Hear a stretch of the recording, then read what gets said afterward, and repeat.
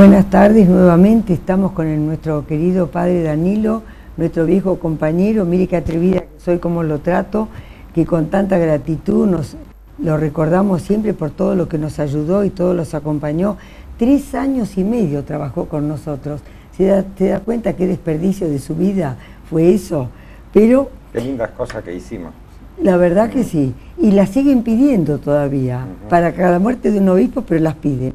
Entonces, en la actualidad, tenemos que tratar de ver cómo podemos responder a la gente que pregunta, en realidad, ¿qué es el Código Da Vinci de Dan Brown? Entonces, para contestarlo de una manera positiva, ¿cuál es el verdadero Jesús en la historia? ¿Cómo fue verdaderamente Jesús y cómo lo sabemos que es así y que no ha sido un cuento, y que de un cuento chino, que no es de otra manera? Y, ¿sabe, Estela? Hay una manera de responder reposada, con clases, que sería lindísimo poderlo hacer, pero los tiempos de este programa son cortos, ¿verdad? Vale la pena.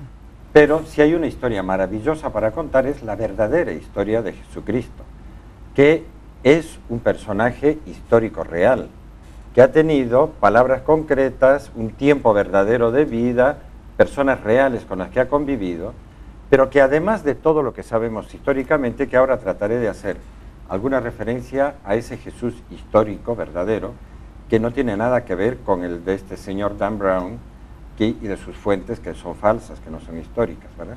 Pero ese verdadero Jesús tuvo además el descaro para algunos, la alegría para otros de decir que es Dios mismo, el Dios que ha creado todo este universo, que es capaz de perdonar los pecados, que vino a este mundo para decirnos que Él es un Dios que perdona, pero que también es un Dios que enseña cómo hay que vivir bien para llegar a la vida eterna.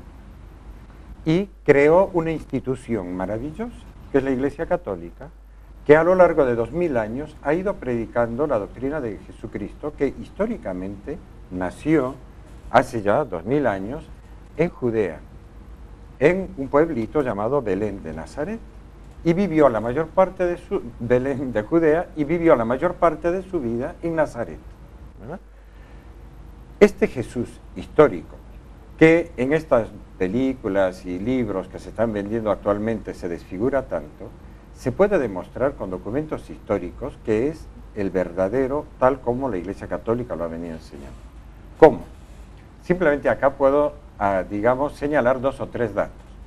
Uno, que se anunció a sí mismo varios siglos antes de venir a la tierra. Con Isaías y compañía. Con todos los profetas. Sí. Ningún líder religioso, ningún hombre fundador de una religión jamás ha hecho eso. Nadie jamás sabía que Moisés iba a aparecer un día, no fue anunciado. O en las otras religiones, Moisés, digamos, es uno de los grandes mediadores entre Dios y los hombres, ¿no? Con él, para los católicos, es un santo además, ¿no?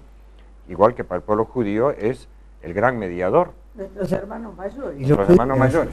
Pero en las otras religiones es que ni siquiera, nadie sabía que Buda iba a aparecer un día o que alguna divinidad hindú iba a existir o a aparecerse o manifestarse.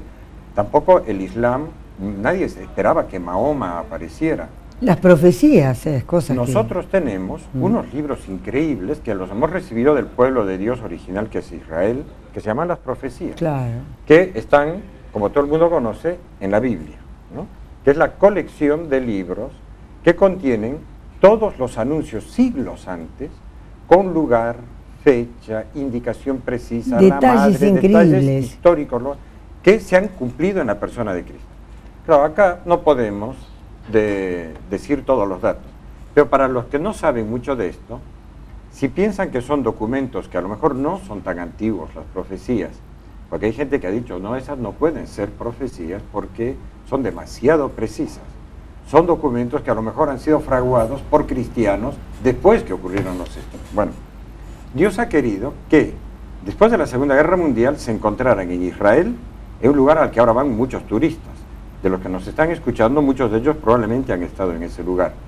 El Mar Muerto, que está Qumran, las grutas del Qumran, claro, ¿no?, que es más de una docena de grutas que se descubrieron que tenían vasijas.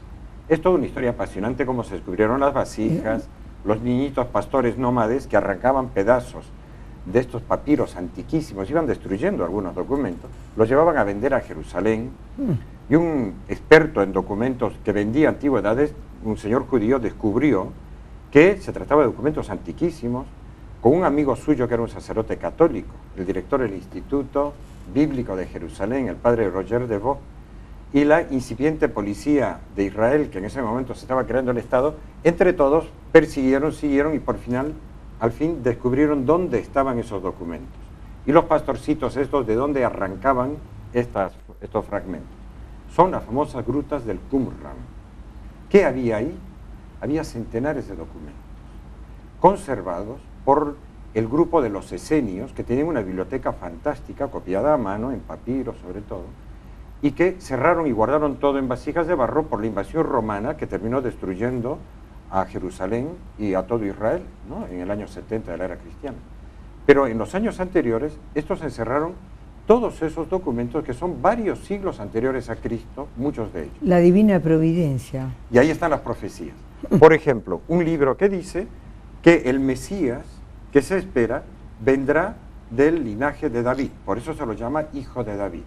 ¿Dónde lo dice? En el segundo libro de Samuel, que ahora se ha encontrado un ejemplar que es muy anterior a Jesucristo, pero que dice en concreto así.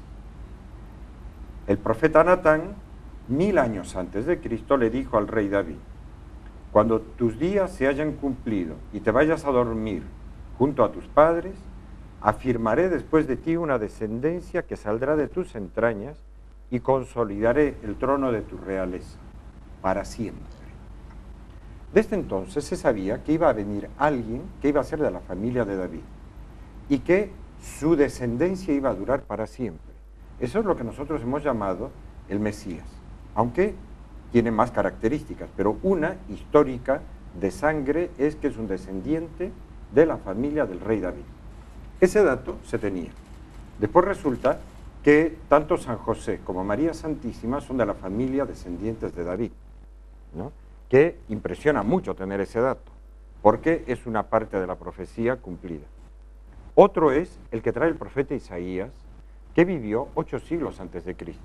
Se han encontrado, a falta de uno, 3 ejemplares de Isaías, completos en las grutas del Qumran. Completos. Completos, muy anteriores a Cristo.